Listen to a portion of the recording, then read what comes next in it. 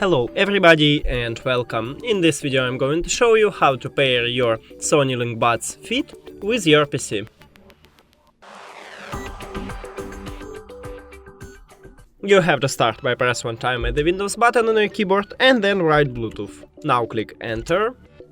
And right here at the top click Add Bluetooth for other device. Bluetooth.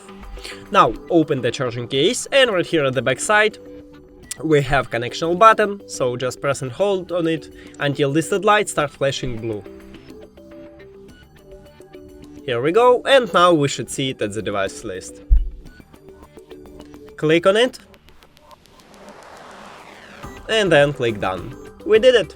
Thank you for watching this video. If you found it helpful, please consider subscribing to the channel and leave the like on the video. See you later!